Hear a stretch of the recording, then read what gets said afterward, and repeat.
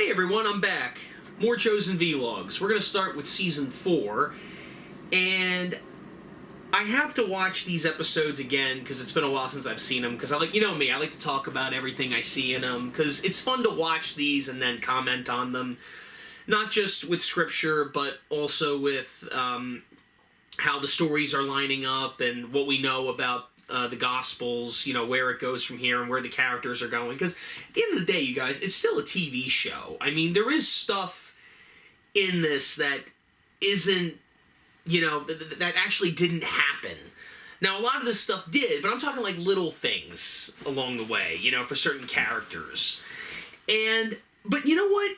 You can totally see it being plausible. That's what's really good about the show.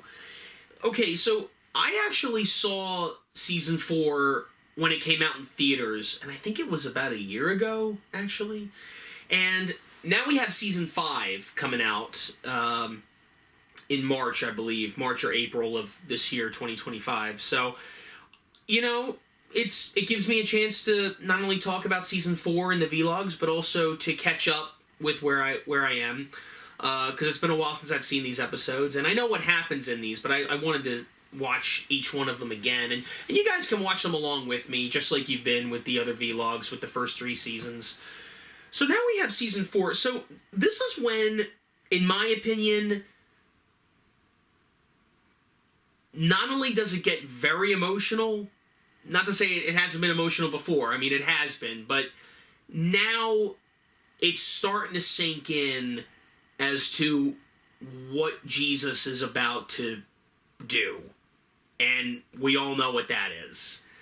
Now, that moment isn't going to happen until Season 6, from what I'm told.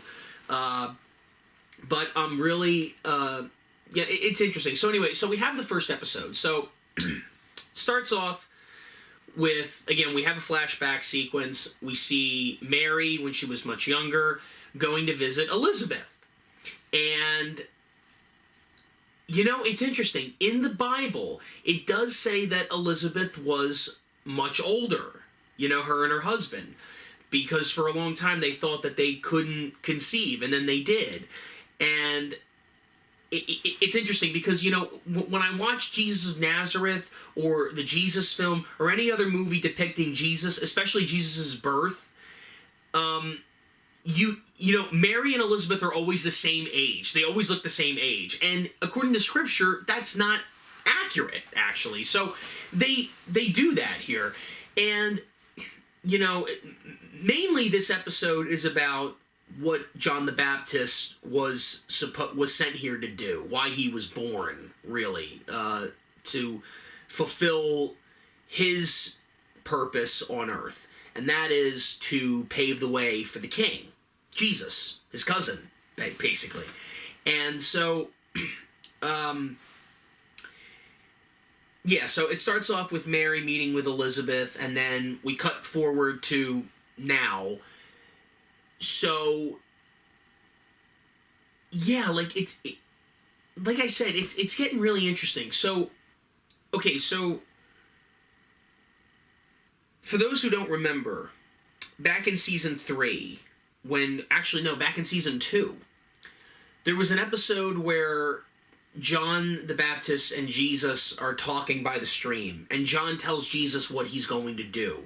He's going to go into Herod's court and basically chastise him for marrying his dead brother's wife, which is awful. It's terrible that he would do that. And so John the Baptist calls him out on that.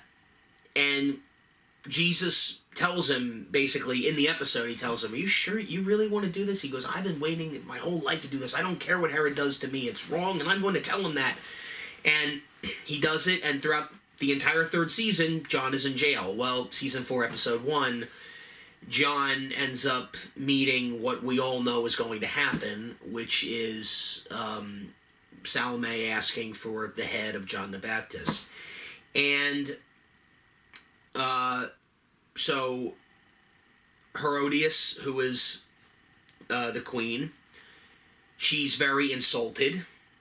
She's embarrassed about that, even though John the Baptist was right to call her and Herod out on that. She still wants to kill him. And she uses her daughter Salome to seduce Herod, which is really, really, really, really sick in a way. I mean, like, it's I don't want to say it's subtle how they do it, but again, and again, we've seen this in, I think this is depicted in The Greatest Story Ever Told. So we've seen this, in other Jesus movies, but here, I always wondered how they were going to do it, and they do it really, really well. Like, The Chosen always does it well, but so far. And so, I loved watching, because, again, it's kind of hard to put it into perspective. You just have to watch the episode, you guys. It's just so good. The thing that always gets me is when John is leaving, he's leaving his prison cell, and Joanna is there, and she's trying to warn John, I think they're going to have you killed, and he's already being escorted out by Roman guards, and he's going to be executed, and Joanna knows this too, and Joanna is screaming at John. She's like, John, they're going to kill you, they're going to kill you, and he goes, the blind will see, the deaf will hear, and he's saying all this stuff, and he says, prepare the way for the king, he's here. And she looks at him, she's like, what? And he goes, the path is already made. In other words, John's accepting, I'm going to die. I'm going to be killed. I'm going to be executed. There's nothing I can do about it. But I did what I was born to do. What God gave me to do. And that is why I'm here. I did it. My purpose has been fulfilled. There's nothing anyone can do to me that would harm me. Because I'm putting my faith in God. In our Father. Because I am telling everyone to make the path clear for the king. And that's what he did.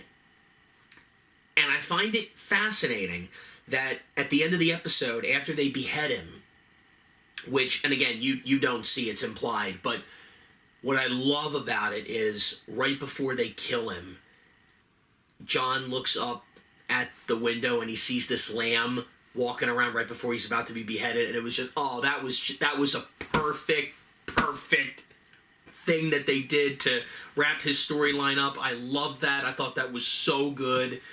I remember when I saw this episode in theaters, I could hear people sniffling, obviously, because it's sad. We don't want to see this character die, even though we know it's coming, because we know the story.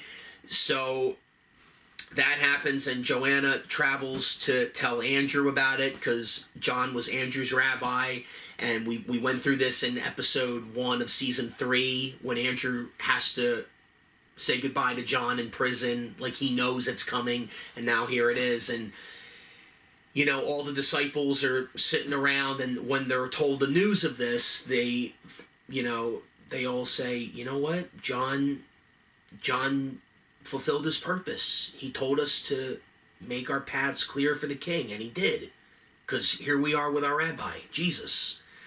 And for the one scene that Jonathan Rumi is in this episode, it's a very powerful scene. He's sitting alone at the campfire by himself, because we know there were moments where Jesus would leave his disciples to be alone to pray. Again, this happens a lot throughout the New Testament, but he's being told by a friend of his what happened to John, and Jesus is weeping really hard. It's funny, Jesus weeps a lot in this season, because the main theme of this season is that, and we'll get into this in future episodes in season 4, the main gist of this is that, and Dallas Jenkins mentioned this too, in season 3, the main theme was, what did he say? It was, Jesus said to everyone, come to me, you who are weary and heavy laden, and I will give you rest. Well, now, in this season, it's the opposite. Jesus is heavy laden. He has a lot of burdens on his back. He has a lot of, I don't want to say issues, but basically, his disciples are not quite understanding what he is telling them. They don't quite get it. They still don't get it. They still think that the flesh is the end-all, be-all of everything. They still don't quite get it yet. And Jesus is having difficulty with this happening, because now that John is dead, Jesus knows he doesn't have much time left. And the fact that they don't get it, I mean, they better understand this, because these are the 12 that are going to go out and preach what I'm telling all of you to the whole world. And you 12 don't get it. Because once I leave, it's all in your hands. You're going to be going out there and telling everybody the message. And you don't even get it. And Jesus is going through a lot of... And again, they haven't really mentioned this in other Jesus movies and miniseries about Christ and all that, because it makes me wonder. Because Jesus is God, but he's also man. So he's having all of these feelings. And yeah, I probably would think the same thing. I mean, put yourself in his shoes. If you were trying to explain this, and yet you've explained it clear as day in black and white, and they still don't get it. Yeah, I can understand Jesus weeping. I can understand it. Because there's a lot going on here. There's a lot coming up to the surface now. We're no longer just preaching a message here. We're no longer just performing miracles. We're no longer, saying all the scripture. No, we're getting closer to Jerusalem. We're getting closer to that. And we as the audience know that that's coming. So basically, to sum up, I'm really interested. Oh, and also, we also have Thomas and Rhema's storyline is that they are now engaged. And I gotta tell you, so if you've seen season 4, you know where this is going. And if you haven't seen it yet, watch along with me, because we're going to be talking about season 4 within the next, month or two. And I hope you guys stick around. And if you guys haven't seen The Chosen and you want to check it out, go on the App Store, download the Chosen app. It's free. It's free. It doesn't cost you anything. It's free. It's free. You click the Chosen app, you can watch all the episodes right there. Go to season 4, episode 1, watch the other 7 episodes along with me. You guys are going to love this. Yeah, I thought this was a really good episode.